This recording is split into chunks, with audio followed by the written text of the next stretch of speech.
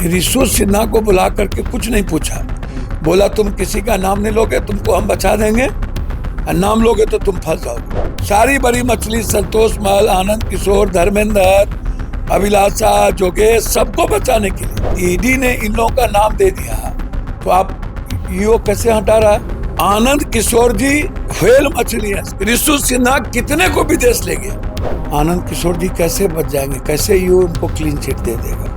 अरे आवाज उठाना महंगा पड़ गया, सत्ता से बाहर कर। ये बेकार की बात है। कौन मंत्री थे? जो राष्ट्रीय अध्यक्ष हैं वो भी मिनिस्टर थे। पर लालू यादव जी की तरह लिखा है इसकी न्यायिक जांच हो, घाव को भुकन्नर बना के कैंसर बना करके मरवा दिया जाए। बार बार दलित आईएएस को आप बलि का बकरा बना देते हो। हमारे घर में कोई हत्यारा ढूंढ करके हमारे परिवार को गोली मारेगा। नमस्कार, आप लाइव सिटीज देख रहे हैं, आपके साथ मैं हूं वसीम खान। देखिए, ट्रांसफर पोस्टिंग का खेल और जिस तरीके से ऋषु श्री का मामला उजागर हुआ, लगातार बड़े खुलासे हो रहे हैं और बिहार की राजनीति में हलचल भी है। देखिए, खुलासा तो पप्पू यादव ने ही लाइव आकर कर दिया और उसके बाद बिहार की सियासत गर्म हुई। इस वक्त हमारे साथ खुद पूर्णिया सांसद पप्पू यादव जी हैं, इनसे बात करेंगे।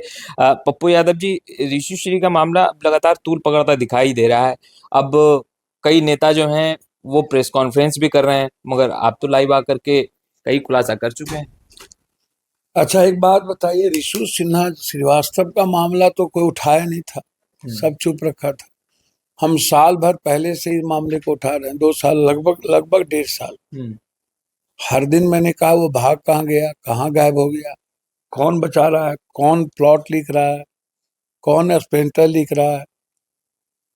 आनंद किशोर जी से ही तो ये घोटाला की शुरुआत की है। करोड़ों करोड़ रुपया जिस घोटाला में थे, जिसके ये प्रिंसिपल सेक्रेटरी थे, जिस डिपार्टमेंट के, वित्त विभाग से लेकर के अन्य जगहों पर कौन थे? आनंद किशोर जी कैसे बच जाएंगे? कैसे ईओ उनको क्लीन चिट दे देगा? या धर्मेंद्र जिस वक्त थे पदों पर, उस वक्त मिनिस्टर कौन थे? किन लोगों ने आरा और गया का मुंगेर का टेंडर मेडिकल का दिलवाया? और जब 500 इनके कंपनी को जब कोई एक्सपीरियंस नहीं था, बाद में इसको जबरदस्ती 500 करोड़ का एक्सपीरियंस सर्टिफिकेट दिलवा करके टेंडर किसने दिलवाया? तो क्या उसमें सेक्रेटरी और उसमें जो लोग हैं वो इन्वॉल्व नहीं होंगे? क्या आंख तभी खुली हुई नहीं थी? कौन लोग थे जो लोग? कौन मंत्री थे? मंत्री तो सभी लोग थे। जो राष्ट्रीय अध्यक्ष हैं वो भी मिनिस्टर थे। तो ईमानदार थे तो आप जांच कर लेते। तेजस्वी बाबू भी थे, उस वक्त आप सबको बंद कर देते। या कहना कि हमको निकाल दिया गया, तो आपने फाइल पर लालू यादव जी की तरह लिखा इसकी न्यायिक जांच हो? कहाँ आपने लिखा न्यायिक जांच होनी चाहिए? घोटाले हो रहे हैं। लालू यादव जी तो लिखा था चारा घोटाले में कि जांच होनी चाहिए, तब भी इन्वॉल्व हो गए बेचारे, जबकि दूर दूर तक नहीं थे। तो उनके सांसद करे कभी कभी चुप रहना जरूरी हो जाता है। नहीं, हमको तो समझ में नहीं आता है किस मतलब घाव को भुकन्नर बना के कैंसर बना करके मरवा दिया जाए। कभी कभी चुप रहना घोटाले में, भ्रष्टाचार में। सामने में आपको कोई आके गोली मार रहा हो या आपके घर में छेड़खानी कर रहा हो तो आप क्या कहिएगा? अभी छेड़ लो, बाद में हम बोलेंगे। हम मरेंगे नहीं। हमारे घर में कोई हत्यारा ढूंढ करके हमारे परिवार को गोली मारेगा तो हम छोड़ देंगे? मुख्यमंत्री जी सम्राट बाबू तो उस वक्त थे, तो इनके रीजन में उनको बहुत टेंडर नहीं मिला, लेकिन और लोगों के रीजन में तो बहुत टेंडर मिला। तो ये तीनों आदमी बताएंगे ना कि घोटाले क्या हुआ नगर निगम में, फिर भवन में हुआ क्या हुआ, एग्जामिनेशन में हुआ। अच्छा, जब ईडी ने इन लोगों का नाम दे दिया तो आप ईओ कैसे हटा रहा है? और कैसे आप क्या आपने उनसे पूछा? ऋषु सिन्हा को बुला करके कुछ नहीं पूछा, बोला तुम किसी का नाम नहीं लोगे, तुमको हम बचा देंगे, और नाम लोगे तो तुम फंस जाओगे। सबको बचाने के लिए ऋषु सिन्हा को बुलाया गया और आराम से रखा गया, और जेल में सरकार के द्वारा पूरा का पूरा महकमा को सस्पेंड किया गया ऋषु सिन्हा के चलते।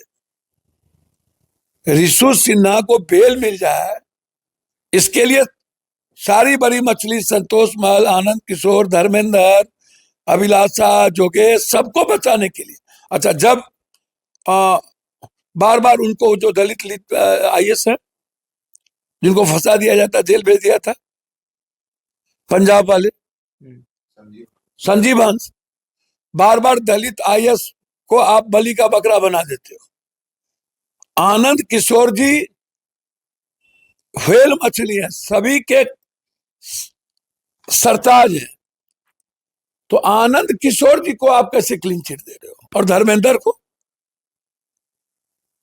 आप हमको बताओ। तो साफ दिख रहा है कि कितना पैसा का लेन देन है, क्या क्या कुकर्म होता था। कौन है जो बम्बई वाले आते थे, ऐशो आराम की जिंदगी, बम्बई फ्री, पटना फ्री, विदेश फ्री। ऋषु सिन्हा कितने को विदेश ले गया, आंध्रा, तमिलनाडु, ताज में किस किस को रखा। ये ऋषु सिन्हा श्रीवास्तव, जिस पर इतने बड़े कंपनी, इतना ज्यादा कंपनी बनाने का सीधा आरोप, इतने जल्दी पोस्टिंग करवाया, सब लिखा हुआ है, किसकी किसकी पोस्टिंग कब सहरसा में हुई, कब नगर आयुक्त का छपरा में हुआ। फिर इस तरह की रियायत ऋषु सिन्हा पर क्यों? सत्ता पक्ष और दोनों विपक्ष इसमें मिले हुए हैं, कहा है? तेजस्वी यादव ने तो प्रेस कॉन्फ्रेंस करके हमको तो समझ में आता है, 20 सवाल पूछे भैया, हमको तो समझ में नहीं आता है यह सवाल इतने दिन बाद क्यों, 2 साल से क्यों नहीं?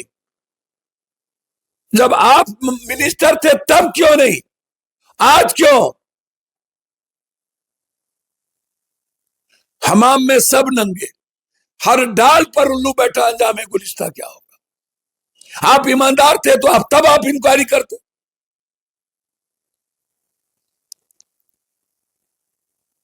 उस सारे लोगों की जांच करते। करे आवाज उठाना महंगा पड़ गया, सत्ता से बाहर कर। ये बेकार की बात है, बिल्कुल बेकार की बात है। 2 बार सत्ता में गए, अगले बार क्यों हट गए थे? अगले बार क्यों आपको अलग होना पड़ा? फिर क्यों गए?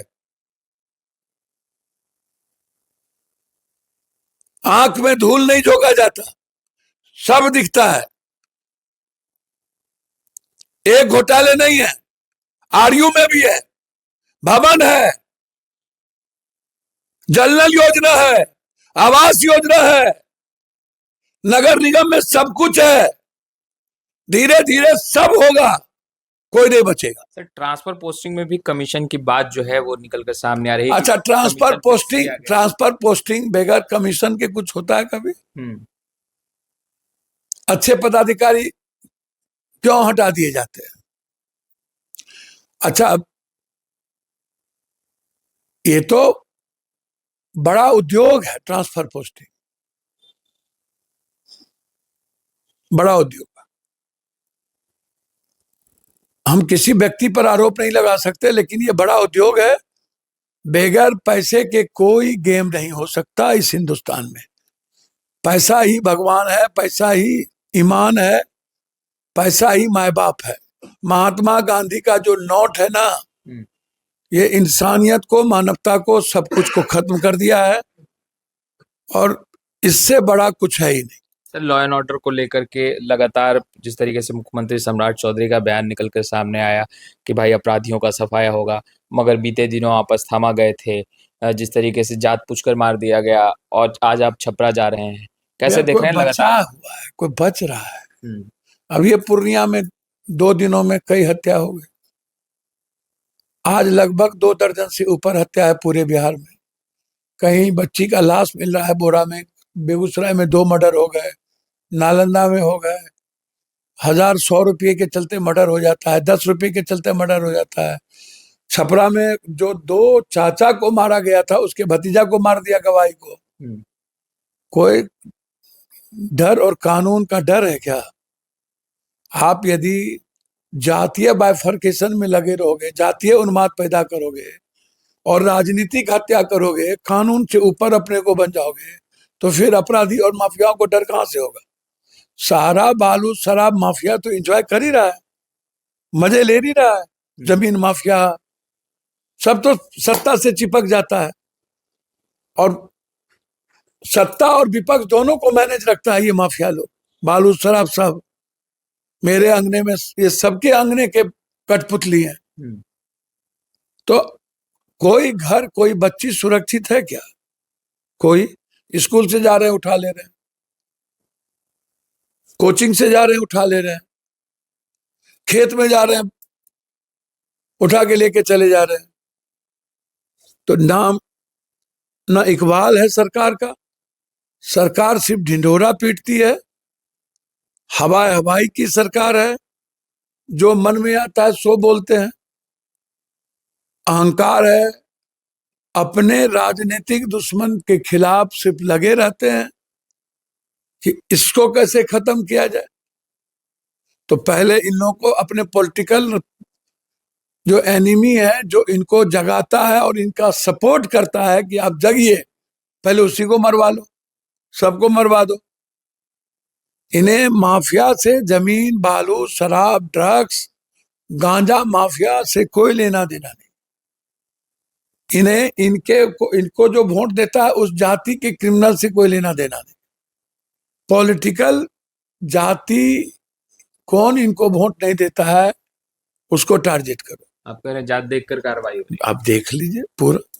तो आपने सुना पप्पू यादव जी को। फिलहाल इस वीडियो में इतना ही। अब तक आपने हमारे चैनल को सब्सक्राइब नहीं किया है तुरंत सब्सक्राइब कर ले। आपका बहुत बहुत शुक्रिया।